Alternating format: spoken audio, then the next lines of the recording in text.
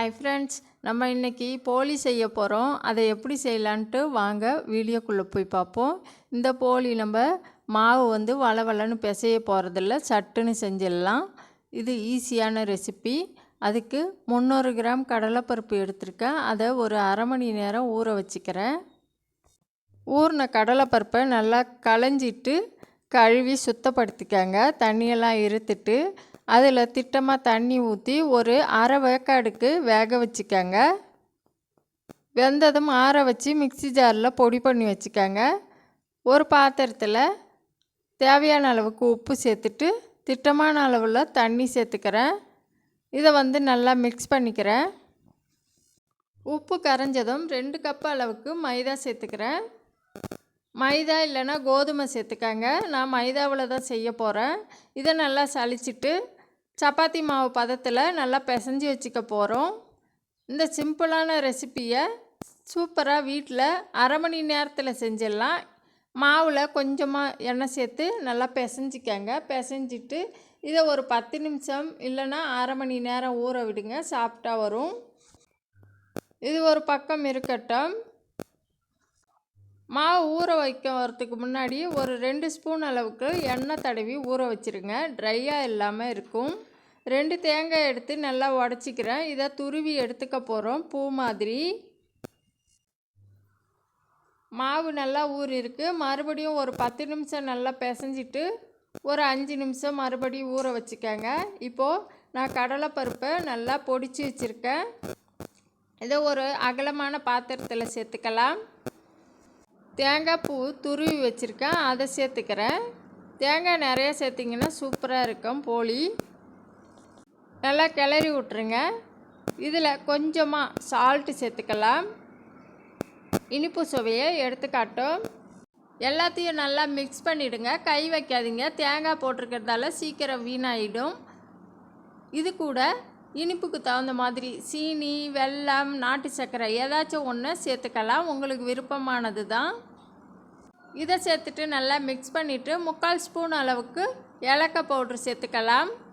ஏலக்காய் பவுடர் பண்ணுறதுக்கு சீனி சேர்ப்போம். ஆனால் ஏலக்காய் பவுடரை வெறும் வானலில் சூடாக்கிட்டு ஒரு 10 செகண்டுக்கு வறுத்துட்டு பொடி பண்ணிங்கன்னா சூப்பராக பொடியாகும். அந்த மாதிரி செஞ்சுக்கங்க. கலந்த கலவையை இந்த மாதிரி உருண்டையாக உருட்டி எடுத்துக்கங்க.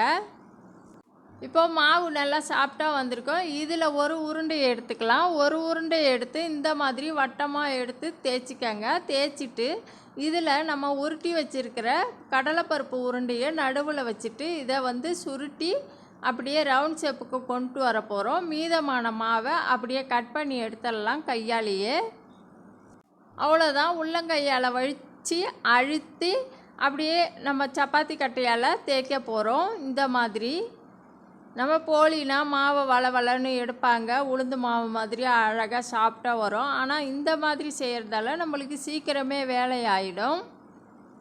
இப்போ போளி மாதிரி தட்டி எடுத்துருக்கோம். அதில் கேப் இருக்கும். அதை மறைச்சி நம்ம எண்ணெயில் போட போகிறோம். அதுக்கு மைதாவை கொஞ்சமாக தண்ணியில் கரைச்சி வச்சுக்கங்க. இதை மாதிரி ப்ரெஷ் பண்ணிங்கன்னா எண்ணெயில் போடும்போது அது உள்ள தீனி வெளியே வராமல் இருக்கும்.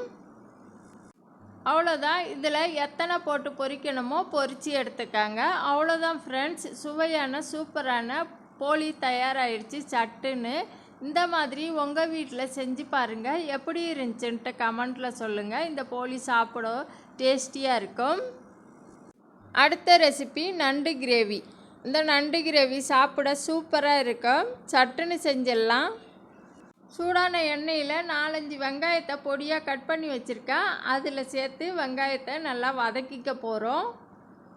வெங்காயம் அதிகமாகவே சேர்த்துக்காங்க. சூப்பராக இருக்கும் கிரேவிக்கு. வெங்காயம் நல்லா வதங்கினதும் ஒரு 3 தக்காளியை இந்த மாதிரி கட் பண்ணி வச்சுருக்கேன். அதை சேர்த்துட்டு நல்லா மசிஞ்சு வர்ற மாதிரி கட் பண்ணி எடுத்துக்கங்க. 2 பச்சை மிளகாய் சேர்த்துக்கலாம். அதையும் வதக்கிக்கங்க. பச்சை மிளகாயோட பச்சை வாசனை போனதும் தேங்காய், வெங்காயம், தக்காளி, மிளகு, ஜீரகம், கருவேப்பிலை இதை எல்லாத்தையும் நைஸாக அரைச்சிக்கங்க. அரைச்ச கலவையை வெங்காயம் நல்லா வதங்கினதும் சேர்த்துட்டு நல்லா ஒரு 5 நிமிஷத்துக்கு கொதிக்க விடுங்க. நான் தேவையான நண்டு வாங்கி க்ளீன் பண்ணி அவிச்சு எடுத்து சேர்த்துக்கிறேன். நீங்கள் அவிக்காமல் கூட சேர்த்துக்கலாம். அவ்வளோதான். கொதி வந்ததும் ஒரு 10 நிமிஷம் அடுப்பை சிம்மில் வச்சுட்டு வேக வச்சு எடுங்க. நல்லா கிரேவி பதத்துக்கு வந்ததும் எடுத்துடலாம். அவ்வளோதான், நண்டு கிரேவி தயாராகிடும். அடுத்த ரெசிபி ரசப்பொடி செய்ய போகிறோம். அதுக்கு 10-12 காஞ்ச மிளகாய் சேர்த்து நல்லா வறுத்துக்கங்க. கருக விடாமல் பொன்னிறமாக வறுத்துக்கங்க. 25 கிராம் மல்லி இதை சேர்த்து நல்லா வறுத்து எடுத்துக்கங்க, வாசனை வர்ற மாதிரி. 3 ஸ்பூன் அளவுக்கு மிளகு அதையும் வறுத்து எடுத்துக்கங்க. லைட்டாக வறுத்தா போதும், ரொம்ப வறுபட்டுடுச்சுன்னா தீஞ்சிடும். அதே அளவுக்கு 3 ஸ்பூன் அளவுக்கு ஜீரகம் அதையும் சேர்த்து சட்டுன்னு எடுத்துருங்க. இது சீக்கிரமே கருகிடும்.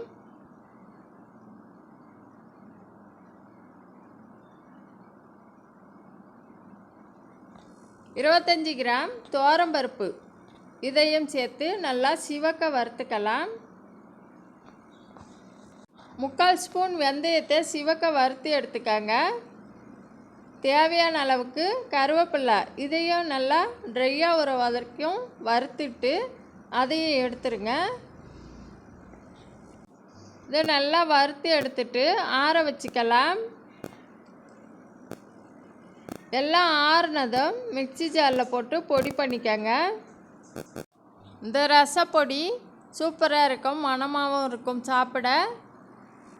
நீங்கள் ரசம் செய்யணுன்னா இந்த மாதிரி ஒரு பொடியை செஞ்சு வச்சுக்கிட்டிங்கன்னா சட்டுன்னு ரசம் செஞ்சிடலாம். வீடே மணக்கும், அந்த மாதிரி ஒரு வாசனையாக இருக்கும். இப்போது ரசப்பொடி தயாராகிடுச்சு. இப்போது நம்ம இதை வச்சு ரசம் செய்ய போதும்.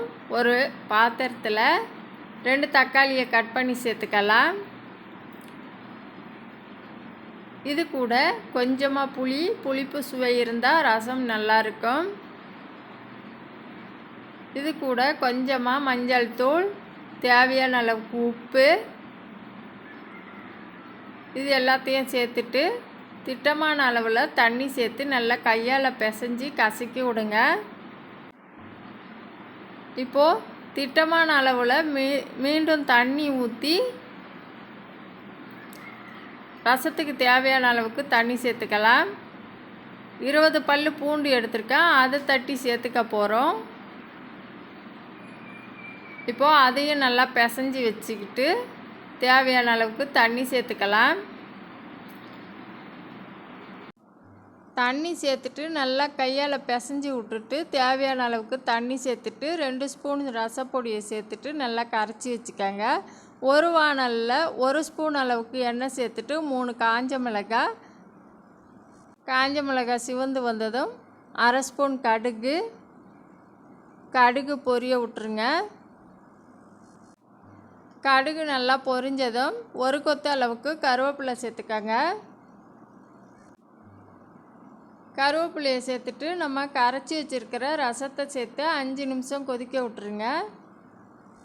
கொதி வந்ததுமே ரசத்தை அடுப்பை நிறுத்துருங்க. அவ்வளோதான், வீடே மணக்கிற ரசம் தயாராகிடுச்சு. இந்த மாதிரி ஒரு பொடியை நீங்களும் தயார் பண்ணி எப்படி இருந்துச்சுன்ட்டு சொல்லுங்கள். இந்த ஒரு ரசப்பொடி இருந்தால் உங்களுக்கு சட்டுன்னு ரசம் செஞ்சிடலாம் வாசனையாக. அவ்வளோதான். இந்த வீடியோ பிடிச்சிருந்தா லைக் பண்ணுங்கள், கமெண்ட் பண்ணுங்கள். அடுத்த ரெசிபி பூண்டு கடப்பா. அதுக்கு ஒரு 2 ஸ்பூன் அளவுக்கு எண்ணெய் சேர்த்துக்கங்க.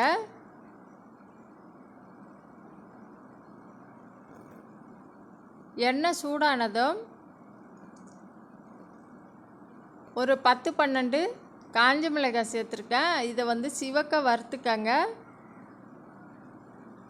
காஞ்ச மிளகாய் வறுபட்டதும் தனியாக எடுத்து வச்சுக்கோங்க. அதே எண்ணெயில் ஒரு 3/4 கப் அளவுக்கு வெங்காயம் இதை நறுக்கி வச்சுருக்கேன். அதையும் நல்லா கண்ணாடி பதம் வர்ற மாதிரி வதக்கி தனியாக எடுத்துக்கங்க.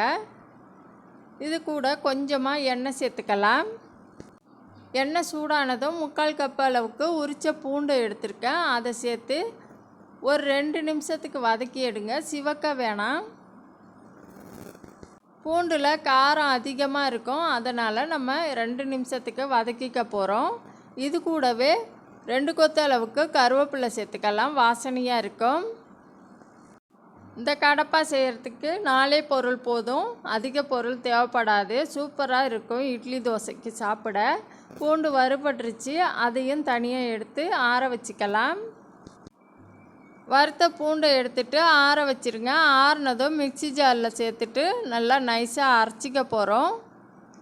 உங்களுக்கு மிளகு அதிகம் தேவை இல்லைன்னா காரத்துக்கு தகுந்த மாதிரி சேர்த்துக்காங்க. ஒரு வாணலில் தேவையான அளவுக்கு நல்லெண்ணெய் சேர்த்துக்கிறேன். நல்லெண்ணெய் சூடானதும் இதில் கடுகு பொரிய விட்ருக்கேன். கடுகு பொரிஞ்சதும் 1 கொத்து அளவுக்கு கருவேப்பிலை சேர்த்துக்கிறேன். இது எல்லாத்தையும் வறுபட்டதும் நம்ம அரைச்சி வச்சுருக்கிற பூண்டு கடப்பாவை சேர்த்து நல்லா கிளறிட்டு அடுப்பை நிறுத்திடுங்க. அவ்வளோதான், பூண்டு கடப்பா தயாராகிடுச்சு. இந்த மாதிரி உங்கள் வீட்டில் செஞ்சு பார்த்துட்டு எப்படி இருக்குன்ட்டு கமெண்ட்டில் சொல்லுங்கள். வேறு எந்த தொட்டுக்கவையுமே தேவையில்லை, பூண்டு கடப்பா இருந்தால் போதும். 10 இட்லிக்கு மேலே சாப்பிட்லாம். அடுத்த ரெசிபி புடலங்காய் கூட்டு. அதை எப்படி செய்யலான்ட்டு வாங்க வீடியோக்குள்ளே போய் பார்ப்போம். இந்த புடலங்காய் கூட்டு சாதத்தில் போட்டு சாப்பிட சூப்பராக இருக்கும். நான் இந்த மாதிரி தேவையான அளவுக்கு புடலங்காய் எடுத்திருக்கேன். அதை சின்ன சின்ன பீசஸாக கட் பண்ணி இந்த மாதிரி கழுவி எடுத்திருக்கேன். நான் துவரம்பருப்பும் பாசிப்பருப்பும் சம அளவு எடுத்திருக்கேன். அதை நல்லா ஊற வச்சுட்டு கழுவி குக்கரில் சேர்த்துக்கிறேன். குக்கரில் சேர்த்துட்டு மஞ்சள் தூள், ஜீரகம்,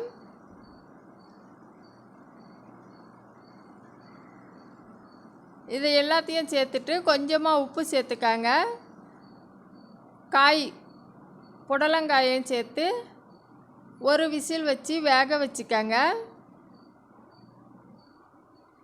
இது ஒரு பக்கம் இருக்கட்டும். ஒரு மிக்சியில் 2 பச்சை மிளகாய், அரை மூடி தேங்காய், அரை ஸ்பூன் சோம்பு, 2 வெங்காயம் கட் பண்ணி சேர்த்துக்கிறேன்.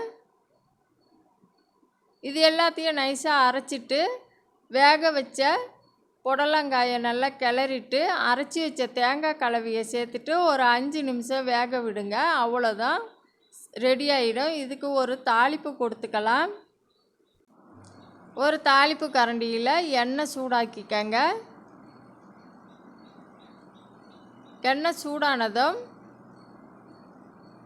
காஞ்ச மிளகாய், கடுகு,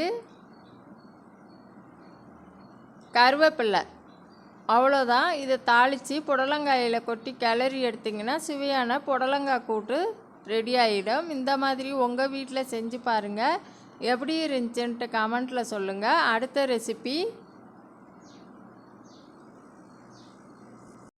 வேர்க்கடலை சட்னி. அதுக்கு 2 தக்காளி, 2 வெங்காயம் நறுக்கிட்டு 40 பல்லு பூண்டை 2 ஸ்பூன் எண்ணெயில் நல்லா சிவக்க வறுத்து எடுத்துக்கங்க.